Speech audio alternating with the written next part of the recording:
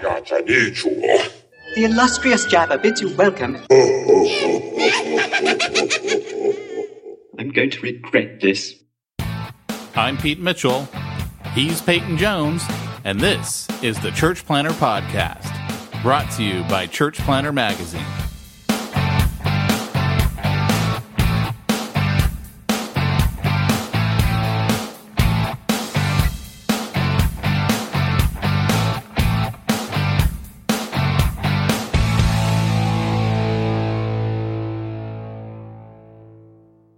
Today's episode of the podcast is sponsored by Portable Church Industries over at portablechurch.com. So I'm getting ready to plant a church again. And here's the deal. The most valuable resource you have is people.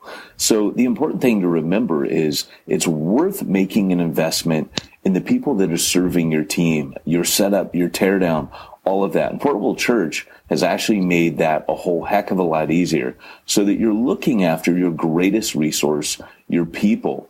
Make the setup and teardown of your church easy, logical, and play a game of Tetris when you're packing up and unpacking. And trust me, that will pay out dividends to your church plant in a way you never expected before. Again, head on over to portablechurch.com. And remember, if we don't believe in it, we're not going to tell you about it. portablechurch.com. And if they don't pay us, we're not going to tell you about it either. Hey, I'm the worst 30-second commercial maker ever. I know. That was actually a minute. That's a minute. I'm surprised it doesn't clock out at like a minute 20. It was actually like a minute 4 or something like that. But it was from my heart. Hey, do you remember Nana? Nana? Oh, yeah. Hello. I'm sorry. I'm a grandma and I dialed the number wrong, honey. I was looking for my granddaughter. I'll try the number again. Sorry. Thank you. Bye-bye. So you remember Nana. So sweet. That's like the nicest. Okay. Nana so called again. Nana called again. She did not call again. I'm sorry, Mr. Paul Mitchell. I've dialed the wrong number. I'm trying to reach a granddaughter. Bye-bye. Oh, my gosh. I'm now Paul Mitchell. I've always wanted to be Paul Mitchell. That dude's got money, and now I'm Paul Mitchell. Now, is that what prompted the new style? Oh, no. Oh, now that people are calling you Paul Mitchell, you went in front of the... It's like when kids cut their own hair. Tell them what you did, Pete. No, you tell them what I did because you were the one that noticed. Well, he gets on there. I'm like, dude, you dropped weight or what? And I don't play this game well with my wife. Do you notice anything different? I would make a terrible detective. But I'm like, dude, what? And he goes, I shaved my goatee. And I'm like, holy cow, you look like Babyface Malone. I know. So here's the deal. Just a few short years ago, I had a red goatee.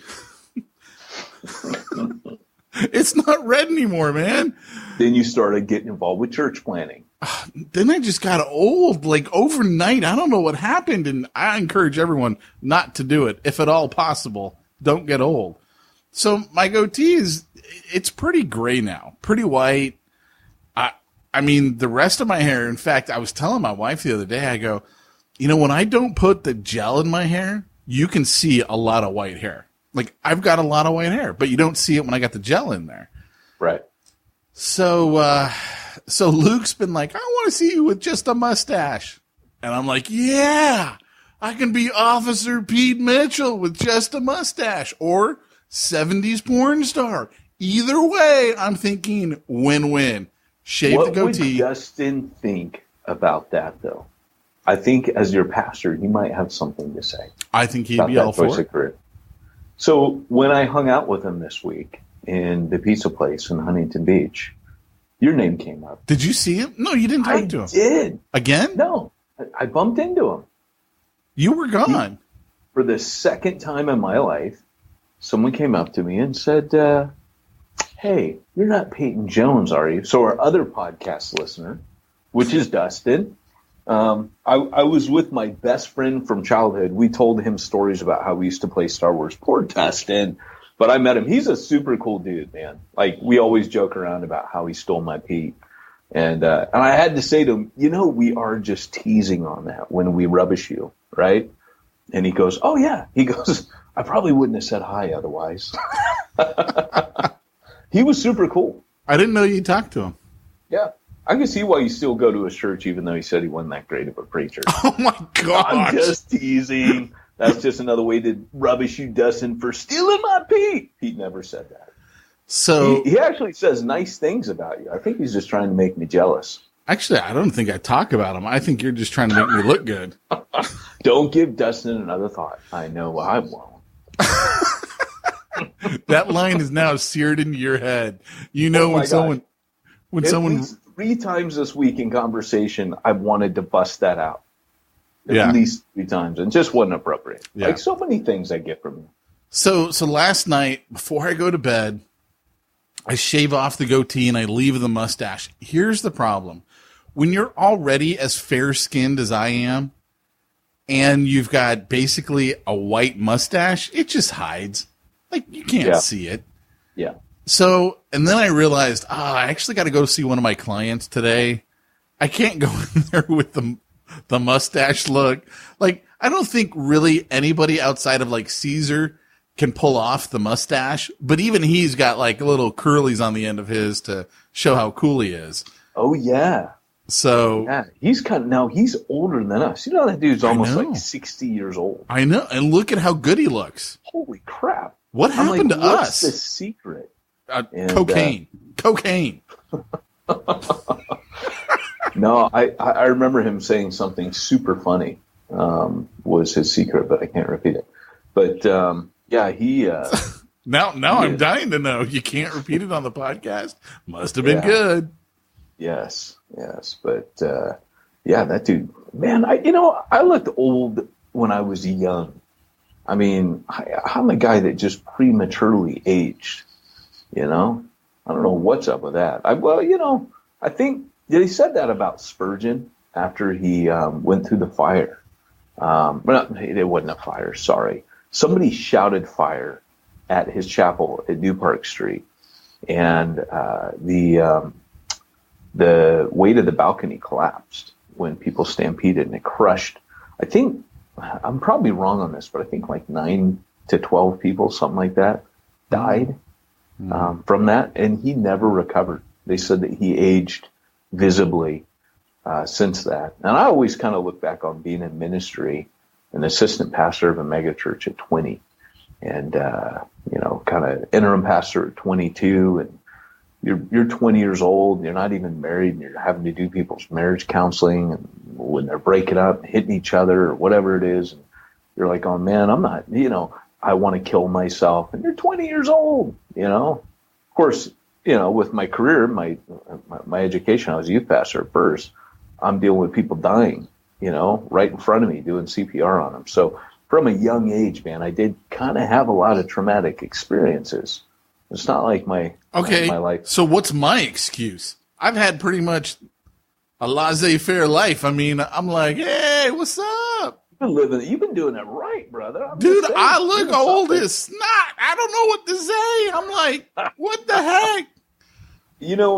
For some people, it's just like, I think God balances things out too, because I think God was like, hey, Pete has red hair. Let's give him a break. He's already got red hair. What's the break? I had to shave the goatee to look young. Where's my break? Yeah, I don't know. Yeah, that's true. But you look young. That's the difference. Well, when you shave really, it. Seriously, you guys, Pete, you got to put a picture of yourself. Because I look at this face every week, man. So it's like, I'm looking at you going, what in the heck? That's what I tried to tell Jamie. I'm like, I no longer need to be married to you, old woman. I can go find me a young woman now because I look like 10 years younger. And the funny thing is, these are things that most of us would laugh with our friends about. Pete actually will say this to Jamie. And of course she will laugh. Well, inside she's crying. Humor is perfectly matched to Pete's sense of humor. Did you like that? Inside she's crying. Well, we were laughing before because your dog walked by and I went, hey, your dog's kind of skinny. And we started talking about your dog, and I said, hey, which is that, Ricky or Lucy? Oh. It's Ricky, and he goes, my kids like to remind me frequently, Lucy's dead. Like, Lucy was my girl. Lucy was my dog. I mean, even though Jamie hated it, my dog was like 65 pounds. I'd still have her sleep on the bed. She'd snuggle up in my armpit, right? She'd be like hanging out right there. This was my dog. So when I had to put her down, man, I was devastated. And so my kids today, oh, Lucy's dead, right, Dad? Thanks a lot, kid. Dogs don't go to heaven, right, Dad? Great. Thanks a lot, kid. Thanks for telling me we probably won't see her again, theologically anyways. Appreciate that, kids. Which, by the way, disclaimer, that is not the position. These views expressed are not necessarily the opinion of Church Planter Magazine. I happen to believe that our pets will be in heaven because heaven's just that awesome.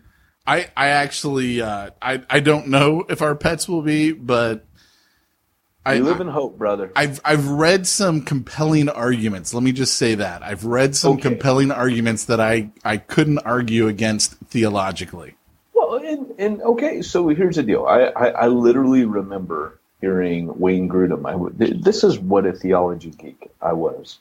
I went to a retreat for a week straight where Wayne Grudem talked through a systematic theology all day. Wow. Like, you're a theology nerd, and I was a hardcore theology nerd. And, and I remember him talking about, like, okay, look, he made this argument. I don't even want to tell you guys this, but he made this argument that we cannot say with any certainty that our babies that we lose will be in heaven. And he says, for example, David says, I will go to be with him. He cannot come to be with me. But this is not conclusive. And I'm thinking, buddy, if there's a loophole, if there's any passage in there, like that passage, that seems to give the indication that we will see our lost babies, please leave that door open for people that are in grieving. And he was like, nope. Yeah, we can't draw any theological. And I'm like, dang it, man, if there's animals on the new heaven, new earth, dang it, one of them's going to be my Ricky. You know what I mean? It's like, or my Lucy. Why wouldn't it be? Oh, hey, cool, Lord, there's a pit bull here. Oh, that's neat. Kind of like my pit bull that I loved so very much. I can see, Lord, how you would put a pit bull I've never met here instead of maybe the pit bull that I loved with all my heart, like a human being and a family member. You're the Lord. But what if, I can see that. What if other people there look at your pit bull and it really was your pit bull and they're thinking, snack? Huh?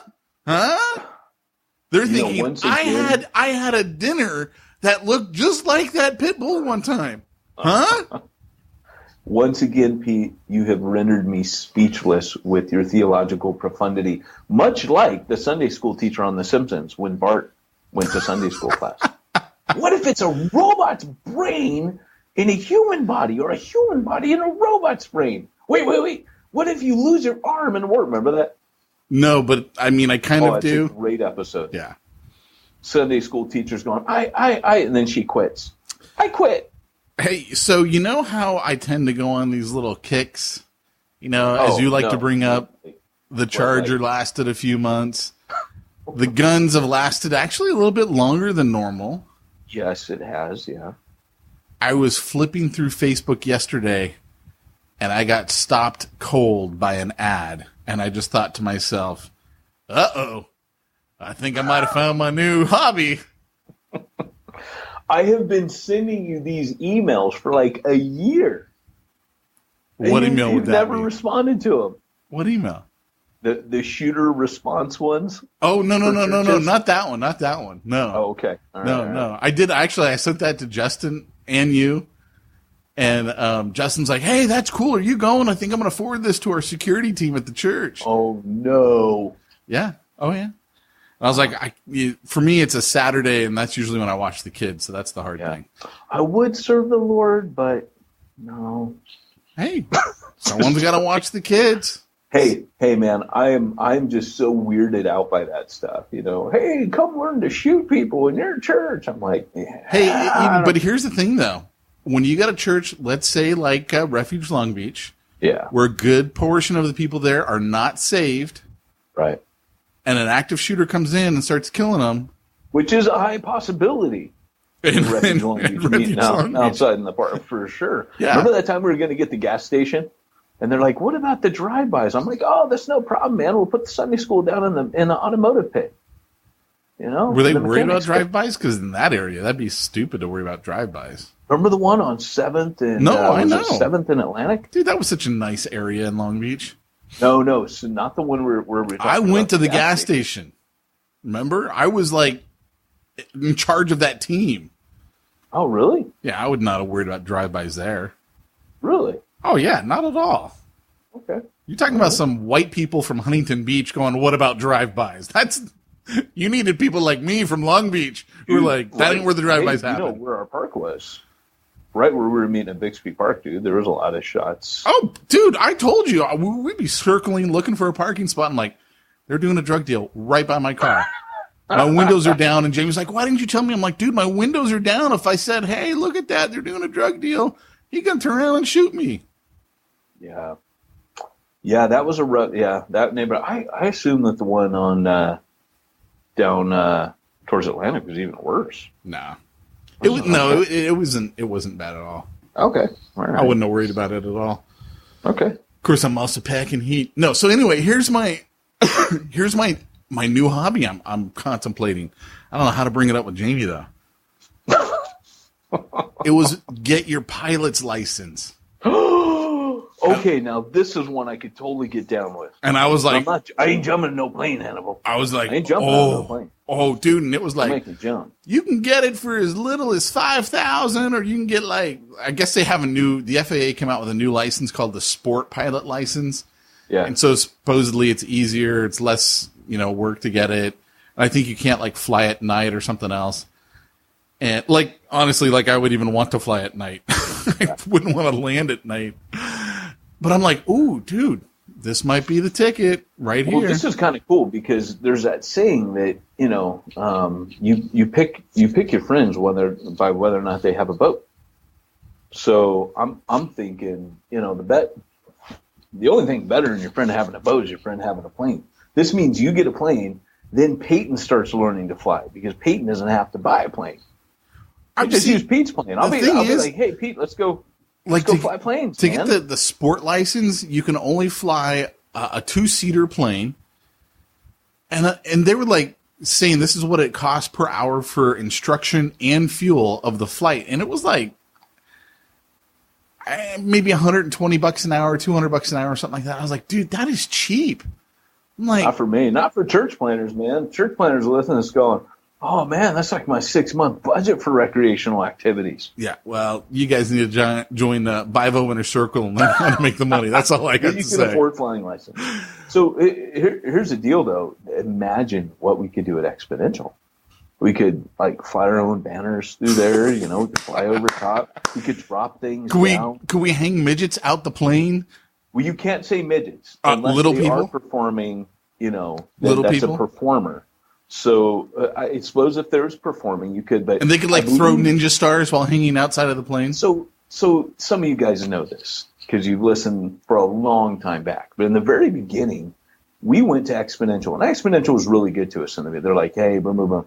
But they had a thing where they couldn't let anyone interview. So we had film cameras, everything, and they were trying to be really cool to us, saying, hey, but we couldn't be on the grounds of the conference. So it was at Rick Warren's church, and we talked to his people and said, hey, can we film in your offices? And they were cool about it. So we got like Derwin Gray and some other big names, and it was kind of cool.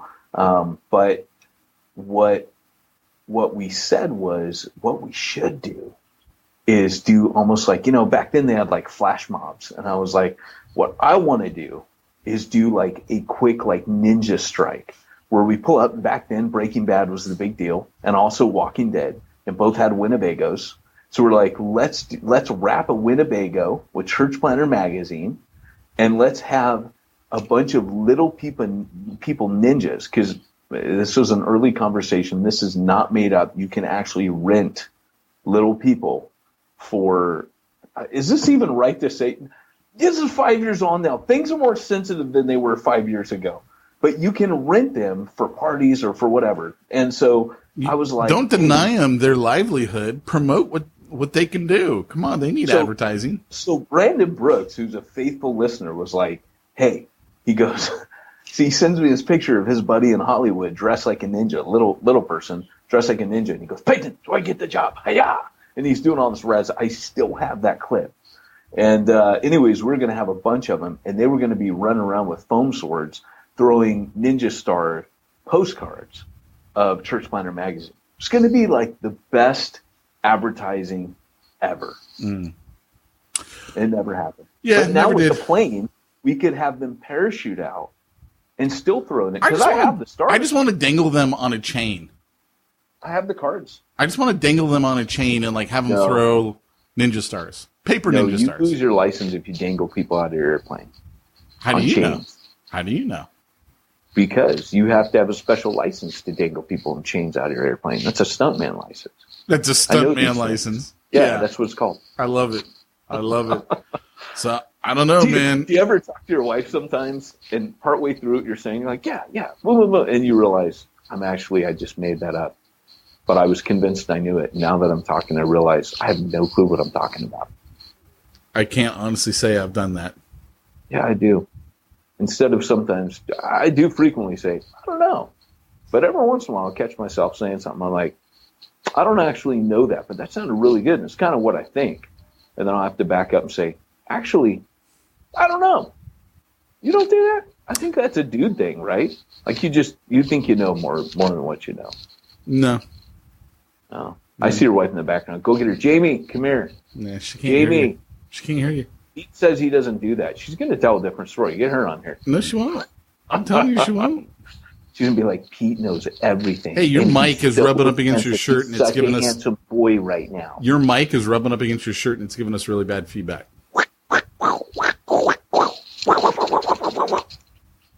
That's the kind of music you like. Are you done? I think I better be done. Okay. Why don't we get into the topic today? You know, and we never did tell them what to expect. Today. But yes, I approve of your new hobby. And I would love to talk to you about your flying escapades for the many months to come. Yeah, I would be doing regular trips to Nevada and Arizona. Wow. That's cool. You could get a side hustle. I know, right? I could like bring in all the stuff that's illegal, like straws.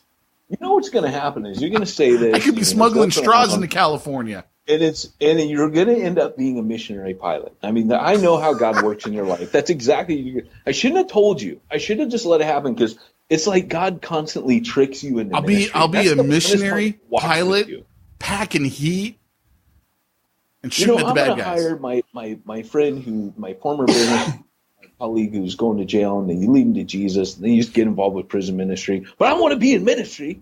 I still haven't gotten involved in prison ministry. I've been trying. Yeah, but I've been denied at every turn. Are you serious? Well, they don't follow up with me, and sorry like that. I think to myself, do I really want to drive to L.A.? That's funny. Yeah, you do got to leave your house to minister. That is one of the things. And I don't like leaving my house. How you would not, this here, hello. Yeah. Yeah, people are shocked when I go, yeah, Peyton and I haven't actually seen each other face to face in like a year. That's so true. I mean, hey, you bought Miguel's painting. I did. It's right now. You called me that night. I was so bummed. I was like, oh man, I wish I could have gotten the phone that night. Yeah, I think this week it'll be done at the framer. I had a framer put the whole thing together, and actually the frame cost me just as much as the painting. Dude, he was selling way too cheap. That picture was so rad. Yeah, but that's fine. He needed the money, and I needed the painting. Because what I'd like to do with it is I'm thinking about doing a contest or some sort of maybe silent auction, raise money for the church because Refuge Long Beach needs it. Yeah. So I was thinking maybe about doing that. Because, I mean, the cool thing about Miguel's story, for those of you who haven't heard this, I mean, he's former MS-13. He literally had one of his arms hacked off with a machete. I mean, I didn't know how he lost his arm. Oh, yeah, I had to ask. I'm like, because he's, I'm like interviewing him, getting a story, and I'm like, okay, you got to tell me, why are you missing an arm? I mean, I knew it was gang related. I just didn't know. I didn't realize it was hacked. I thought he maybe got it. Yeah, here, you want to hear the craziest part? The craziest part is this. He has asylum in the United States. He cannot be shipped out of the United States because he would be killed. Yet, he is not a citizen and not a resident alien. So clearly the asylum was given before Trump was president. That's an obvious one there. But so this is the life he has to live. He can't legally work, right? Because he's not a citizen or an alien, but he also can't be kicked out of the country, and he'll be on probation the rest of his life. Yeah, so he volunteers at the Women and Children's Shelter. Since those of you that know that actually, I don't think he's there anymore. Oh, he's not? I don't think so, because when I picked it up from him, I'm like, hey, where's the store? And he goes, I'm not there anymore. I'm like, oh, okay. Oh, okay. So I don't know where he's at now. Yeah, so he was, and what he was doing at the time was he was giving all proceeds. He was painting in their back area. And it was kind of like his makeshift studio, and he was giving the proceeds to them, which was cool, man. I mean, how transformed is a dude?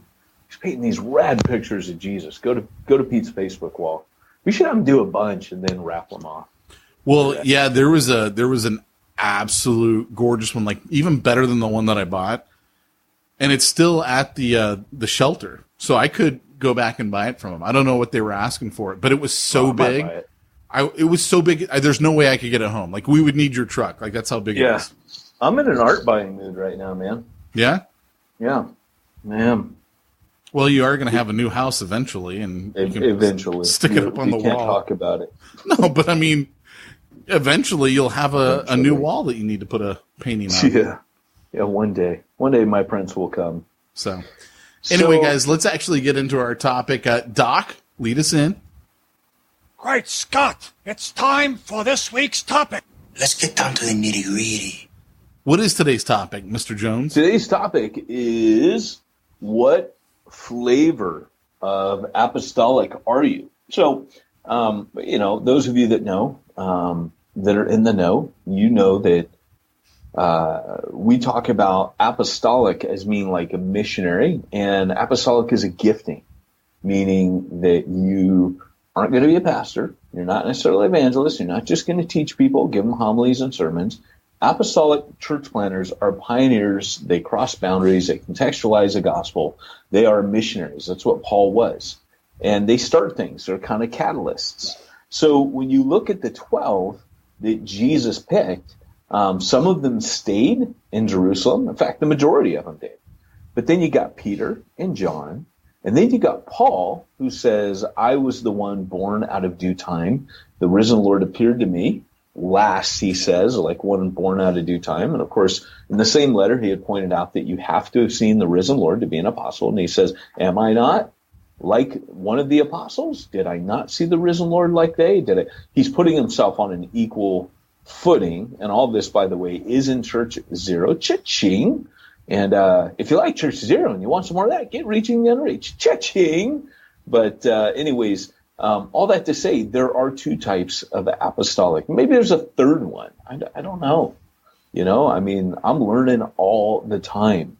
But what I can tell you is that there are apostolic leaders who stay and apostolic leaders who go. In other words, James ran things in Jerusalem for years and never went anywhere. And he and the other apostles, there were 12, because there's 12 tribes of Israel, ran the show in Jerusalem forever. And I have a feeling that they had a wider ministry throughout, Israel, occupied Israel. But James was clearly in Jerusalem, and he was a pillar, Paul said, when he went to Jerusalem. And then he said also Peter and John were pillars. And of course, they spread out. Peter goes to Rome. John goes to Macedonia.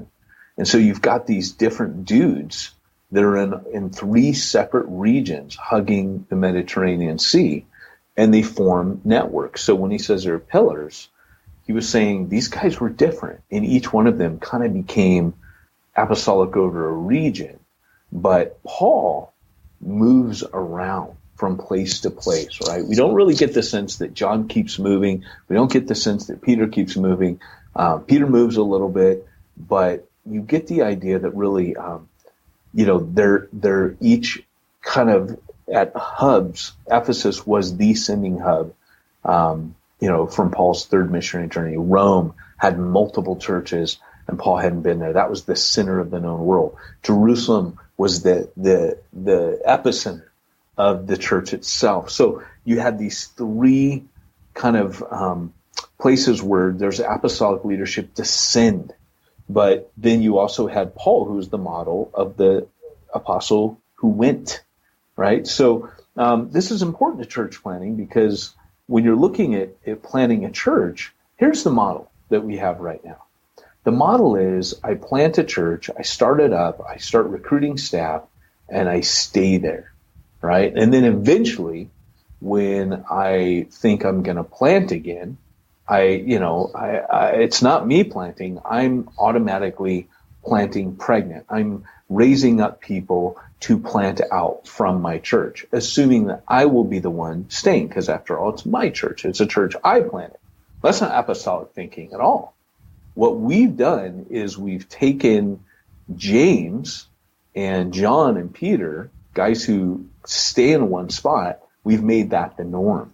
Rather than taking the majority of the epistles that people mention there, the majority of the people in Acts, looking at their model, which was they went, right? So rather than planting and thinking, I stay, but I raise up planters, it's I go, but I raise up leaders who stay. It's thinking about it backwards, or maybe it's the right way to think about it. So the question today is, should I stay or should I go? And one of the problems that we have is our model has also financially bottlenecked us from being able to move on. So, for example, I would say that, when you and I have talked about this before, that for me to leave, I had to set up a payment system, a transitional wage system where maybe the first year I make $3,000 a month at that church plant, and the guy coming in makes 0 or 1. And if he has a problem with that, I go, hey, that's what I made when I started here. That's like, you wouldn't do it for that? I did. I started the church with the promise of failure, really, and did that. Maybe you're not the right guy for this, but a year in, your pay goes down $1,000 a month, his goes up. And so there's this kind of teeter system that the longer you get away from handing your church off, the less your pay goes until, meanwhile, you're planting another church, so you're taking $1,000 that first month, and then the next year you take $2,000. And so as your pay is declining in the church you left, it's increasing in the place you went. And so we needed to create a system for apostolic leaders to move on, because I would argue that most ministers don't move on because of finances. They feel in their heart like they want to go do it again. I was in a meeting, so I'm in Atlanta right now, and I got to say, I served with some really, really incredible people at North American Mission Board. And this week we locked ourselves in a room again, the second time in 2 months, in a month, and are revamping curriculum. And, we're basically, we're talking about all of this. And one of the points I made is, look, our system is still that you plant and stay and you raise up others. In other words, you plant pregnant. And I'm like, we have not done the serious work, and we, not meaning NAM, just everybody. NAM's having the conversation. I feel like NAM is ahead of the curve. But we have guys that they're not meant to stay, and they stay to the destruction of their own soul. It reminds me of David, who, when it says normally when the kings go out to war, David stays at home. And of course, that's when he meets Bathsheba. And I told the guys, I said, look, I'm convinced that a lot of these ministers that are super talented, super high capacity, they're guys that you'd be like, oh, I want to reproduce them. The reason they crash and burn in adulterous affairs is that in their heart, there was more of an adventure waiting to happen to them again, but we didn't show them the way. We didn't show them another path of ministry, the New Testament path. They were wired for what we didn't provide. And so they ended up falling because they sought that thrill and excitement in an illegitimate way. That legitimate adventurous spirit went towards an illicit titillation. You know, I believe that if they kept moving on, no, you aged again. I have a few concerns with what you're sharing. That should be the signal. Pete put his glasses on right then. I'm thinking deep about this, and I want to comment, but I'm just convinced that a lot of our guys, because you go, how, why, what? Because it's like that Shamu in captivity. I mentioned all this in Church Zero, Cha-ching. Yeah, but here's the thing too, and I think part of what you hit on is probably the biggest part of it. It's the financial dynamics that we've turned the church into. Being a pastor is now a job, a vocation, in some respects more than a calling. Like, we see it as, okay, I went to seminary, I got to go get that job. Okay, I got to start out as a youth pastor, and I'm going to climb my way up, and eventually, I'm going to take over when that pastor retires or leaves or quits or whatever, and that'll be my church. And we've turned the whole model into a job. And I mean, in some cases, I think it's appropriate, right? I'm not like knocking the whole thing, but it has become, as you know, we've experienced this in running the Bible Inner Circle. We've experienced the pastors writing in, I think it's a shame that pastors have to be bivocational. They should all be, full-time supported by their church. And I don't have a problem with being full-time supported by your church. I have a problem with thinking that all of them should be that way. Because I don't, like, the freedom that you're talking about of being able to go from one place to another, to another, to another, to plant, to plant, to plant. Paul was able to do that because he had a vocation outside of ministry. Right. He had the ability to, as I would say it in today's vernacular, to create money on demand. He knew he could make tents and he could create money. So he probably had a system for gaining clients in every area he went to. I have no idea what that was back in those days. He knew how to put the things together, repair, whatever it was that he did. He had a system for gaining clients. He was a tent maker. Yeah. And that, we've mentioned this before, that Priscilla and Aquila were very wealthy. They were good at it. They would be like the Pete Mitchells of... I'm not that wealthy.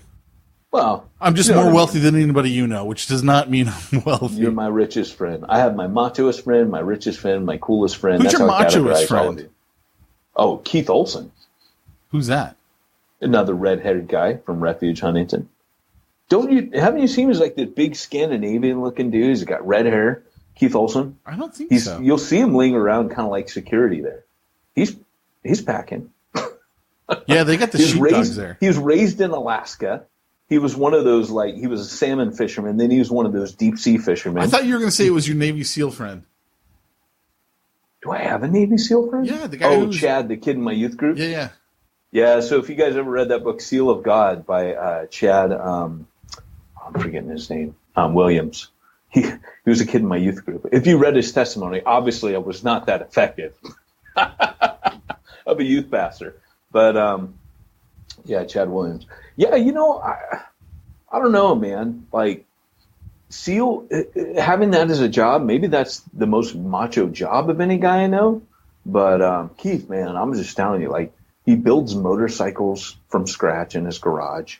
He restored a Stingray. But you're like 5 foot flat. House. Everybody is like macho to you. Yeah. Oh, yeah. Well, that's kind of true, man. Like, short man syndrome kicks off. But, yeah, just having a friend that macho makes me feel good about myself. Yeah, I can see that. Yeah. So, because I'm like, dude, he's super macho, and he's my friend. Yeah. So it's kind of like my whole machismo. My whole point in what I was saying is just it's the model that I think is where we've really screwed it up, and it's also our society, because where are you going to find a pastor today or someone who wants to get started in ministry who is thinking something different than, well, isn't this the way ministry is supposed to be? I'm supposed to go get a job at a church. Like, who who even thinks differently than that? And that's a problem at the core, but it is a problem. That's where we got to go back. That's what we're kind of saying right now is we're going back and saying, and so we broke down like currently right now we're looking at things like we had a unit called fundraising.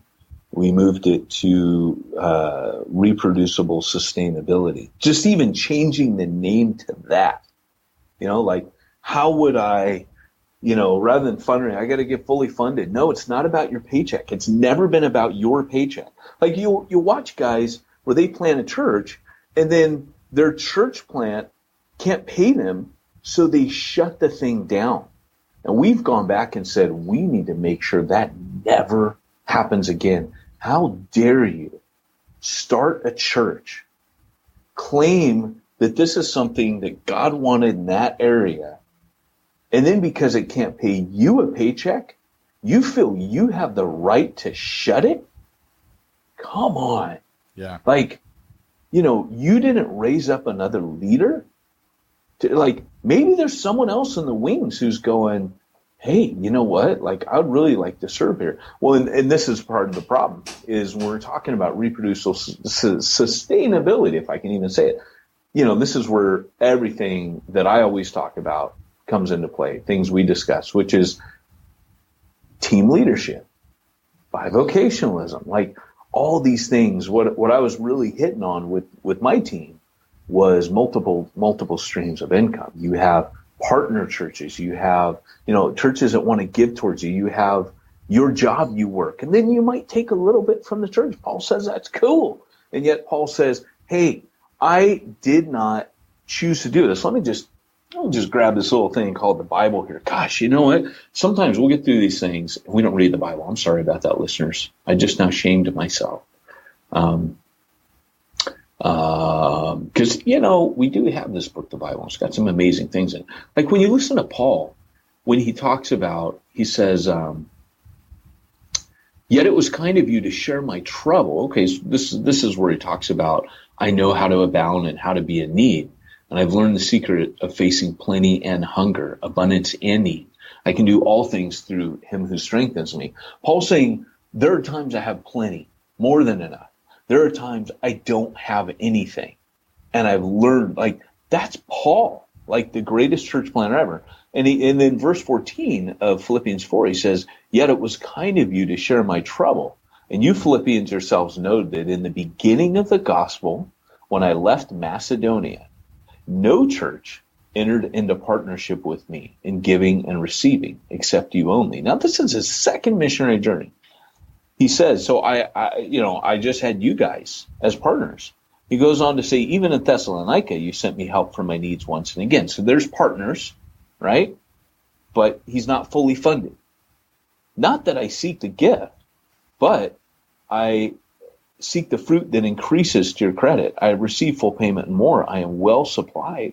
And then there's another part where Paul talks about how he worked with his own hands and did not exercise his right to receive from the gospel. And then he goes on to say, I did this as a model for you to imitate us. In other words, he's saying, guys, I didn't have to live that way, but I did because I wanted to show you this is how you get the gospel out. That's phenomenal, dude. Yeah. So, and I do just think that that's the biggest hurdle is the mindset. We talk about in business all the time. In fact, we brought it up on, might have been this last Band of Brothers call that I do for the bivocational guys. And I know the one on Saturday that I don't come to. Yeah. The one on Saturday that you don't go to because it's business and you don't really care about business. And also I run a group for, detailers, and we went over this in the detailer group. But in both groups, I said the biggest hurdle that everyone has to go through, it's the mindset. It's the shift that has to take place there. And, I'm going to use this guy as an example. A. David, who's a member of our Bivo Inner Circle, he's been in it at this point maybe a year and a half. And he had one of the biggest mindset shifts that had to happen. And it took him probably the longest of anyone who sticks with it. There are plenty of guys who quit. They quit on themselves and they just quit. And I really think it's that they're 3 feet from gold, that old story, right? 3 feet from gold, and they just quit. Right. Because the biggest hurdle is the mindset shift that has to happen. Right. And for A. David, it took about a year for that mind shift to change. And when it did, he went from like this on the bottom, barely scraping by, barely making any money, trying to do ministry, totally frustrated, totally everything, to his life is completely different today. Completely different. And he's just like, I can't believe the freedom that I have. But it was a mindset shift that had to happen for him. And I would say that that's what has to happen in the way that we do ministry. But, and I don't know where it starts, because if you think about it in the seminary, they're already going to seminary with that mindset of, when I get out of here, I'm going to go get a pastorate somewhere. Right. I remember working at summer camps and talking with, because people who know me know that when I went away to college, that was like it for me. Like going back home was not an option. So every summer I would be like, look, I got to find a summer camp somewhere that's going to hire me because I'm not going back home. Like I have to go to someplace that can put me up, feed me, house me, and I will work for them. I would have joined the military. Literally, I would have joined the military if they would have taken me. But I got knee problems, had them my whole life. They wouldn't take me. So I remember talking with this one guy, and he goes, yeah, it's so hard to get men to work at summer camps. And I was like, what, really? Because I'm thinking, dude, I don't have to go live at home. This is like college. This is great. And he's like, yeah, because they all want to become pastors. So they all go to churches. Like if they're ministry minded, that's what they're thinking. And I'm like, well, lucky for you, I'm not ministry minded. I just need a place to live. Right. But like apparently the mindset in, seminary, college is already that of I'm going to go be a pastor somewhere. So let me go get an internship at a church. Let me go be a youth pastor at a church, and then I'll work my way up. It has to be modeled. So like for me, that's what I've been doing since 2000. Really so in all honesty, my entire ministry, other than the longest I ever stayed at a place on staff was, 92 to 98. So 6, almost 7 years at my very first, pastoral experience. And from there, man, I didn't last anywhere more than 3 years. And I thought I was broken. Okay. So the conversation came the other day. Well, look, we don't know where you'd find an apostolic leader. Like, so for example, right now, everybody's just going in and wanting pastorates. But I suspect there were guys like me, because someone asked me in the meeting, how do you know, though? How did you, at some point, obviously you have to have planted churches before you know you're apostolic. And I said, yeah, but there were indicators way back when. And that was that I would get bored. Right when things would start going really, really well, it was time for me to go. Just something switched. And I remember thinking maybe I'm like a ministry, like achievement junkie, like I got to do this and do that. But there is a satisfaction, like I am ready to leave now. And Paul had that, right? Wesley had that, like apostolic people have that. And what I said is, I suspect that we're going to find that people that are in collegiate ministries like Crew and different campus navigators, people that are doing these other kinds of ministries that aren't running churches, that those are the apostolic leaders of tomorrow. They're already doing so. No one sat them down and said, hey, you're apostolic, but they're out there doing things. And by the way, when that actually makes a lot of sense to me. I can totally see that. Because it is apostolic ministry they're currently in, but the church isn't providing that platform for them to actually live out apostolic calling, which is ironic. We've talked about this before, that the apostolic minister is in a lot of ways like the entrepreneur, and the entrepreneur is different than the business owner. The business owner is like the pastor, right? He's going to stay at one place his whole life, do his thing. The entrepreneur, it's like as soon as we do one thing, we're like, okay, what's the next thing I can do? What's the next thing I can do? Right. And that's part of the reason why I personally like consulting, because I get to work with a client, and then when I feel like I've done everything, okay, cool, now give me another one, right? And then I get to work with another one, start over at the ground zero, and then build it back up. And that's very much that apostolic mindset that an apostolic leader would have. Absolutely. It is. And it's interesting that Paul was both. Paul was an entrepreneur. He became an entrepreneur in the business world. I mean, he had to have some moxie, first off, to leave Tarsus at a young age and go study to become a rabbi, right? Which is what he did. He studied at the feet of Gamaliel. So he was a rabbi in training. Paul would probably have been one of the next great, we'd be talking about Rabbi Hillel, Rabbi Gamaliel, and Rabbi Saul, right? Like, in history, Jesus hadn't gotten a hold of them.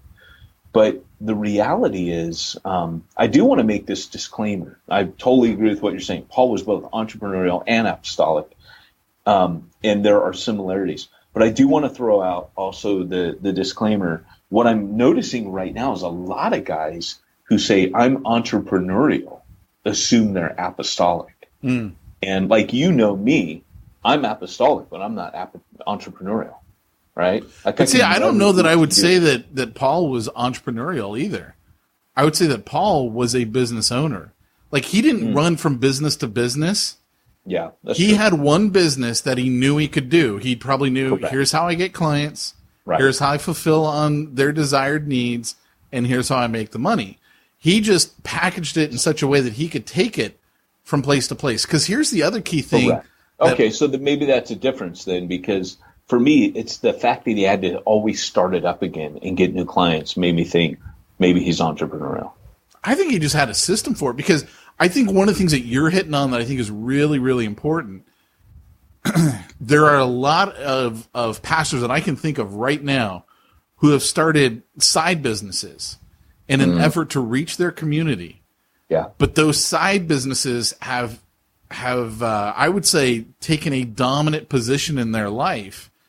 And now it's like the entrepreneur or the business owner whose mindset is, well, how big can I really make this business? When really, I thought it was just a tool to help you reach the community. And there's a danger there as well, right? Because now it's like, well, I fall in love with this thing that I do more than reaching the lost, which is what God called me to do. Right. You know, so I mean, there is definitely, there's a hard mix there. There's definitely a hard mix. Yeah, and I've found that really fascinating with some of our Bivo guys, where they've come on and said, "Hey guys, I'm going through this weird thing because, you know, right now I'm able to do this thing, and like you said, I'm loving it, and I have money now. I didn't have money before." And they're going, and it's my mindset's changed, and they're working through it. And I remember when they brought that up, you know, like, imagine, church planner, that your problem is you're actually making money. That's where we get right now. I would say before they join Bible Inner Circle, the problem is they're not making money. Once they join Bible Inner Circle and they do what they got to do, because just joining it's not going to get you money, but doing what you got to do in it. But then the problem is I'm making money now, and this is new for me, new levels, new devils. And it's been interesting because that's where I think Paul's, I remember speaking into this, particularly when A. David shared about this, and other guys were echoing, yeah, and we've heard it before. But I remember saying, well, go back to that verse I read in Philippians, where Paul said, I've learned the secret of having abundance. And like each one of them is its own struggle. And I'm sure Paul felt that tension because he says it like it's a problem. Like, what are you kidding? Learn the secret of having abundance. Why would I have to learn a secret about that?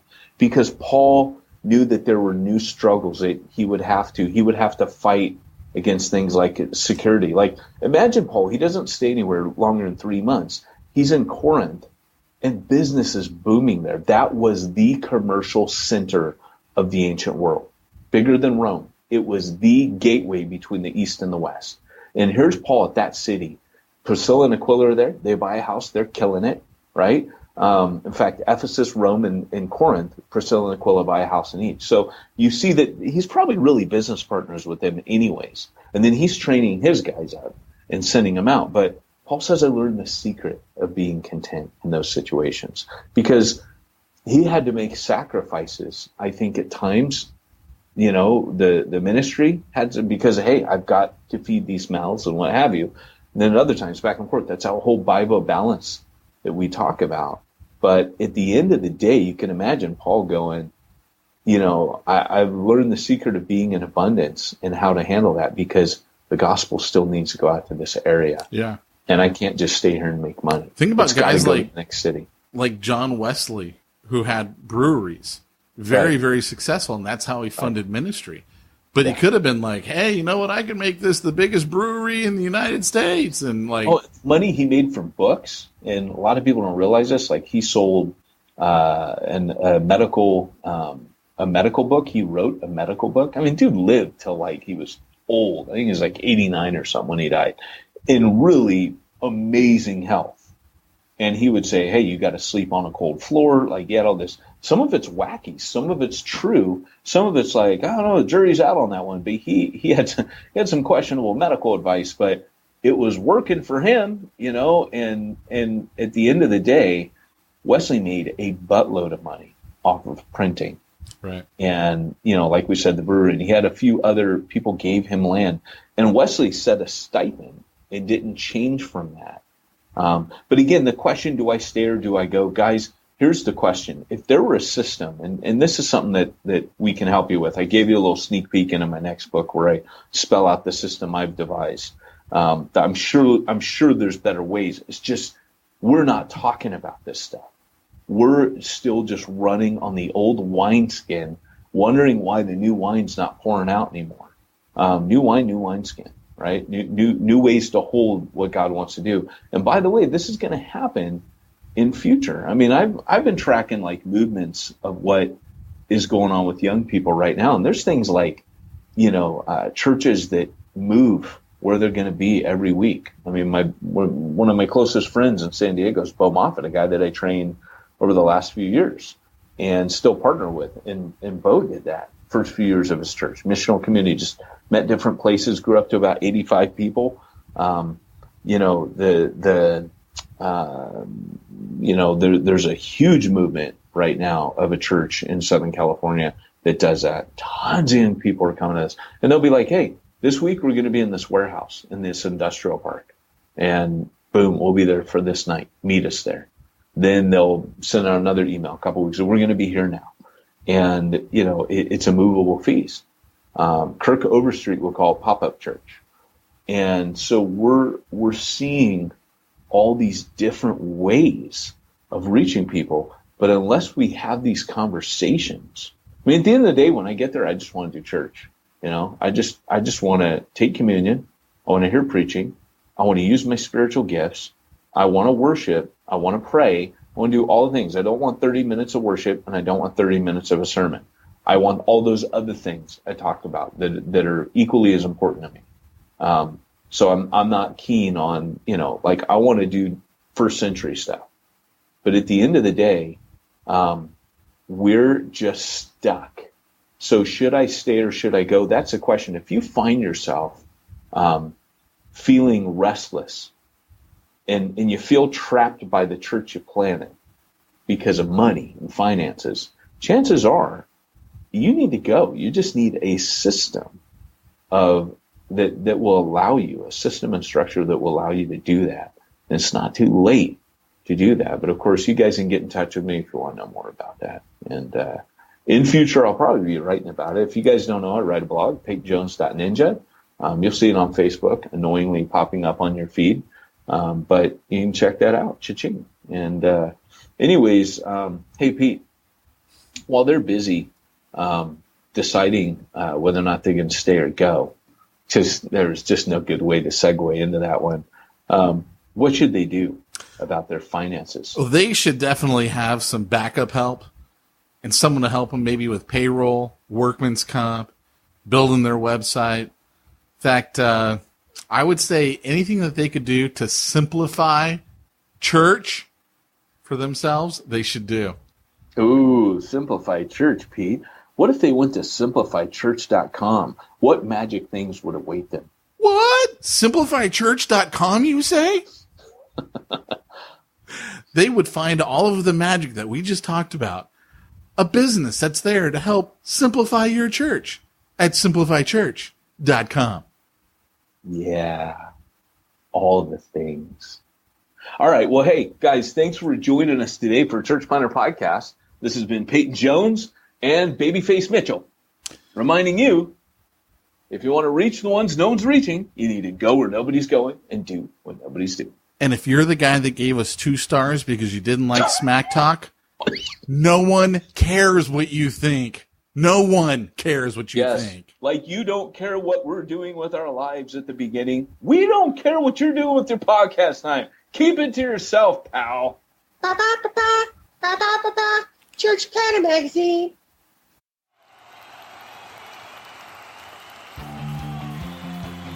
Thanks for joining us for another weekly episode of the Church Planter Podcast with Pete Mitchell and Peyton Jones. We'd love to hear your comments on this episode of the Church Planter Podcast. Visit us online and let us know what you thought at churchplanterpodcast.com. If you subscribe to us via iTunes and have enjoyed the podcast, leave us a positive review. The more positive reviews we receive in iTunes, the more iTunes will promote us to other church planners who would benefit from this show. This podcast is brought to you by the Church Planter Magazine, which is available in the iTunes newsstand or online via churchplantermagazine.com.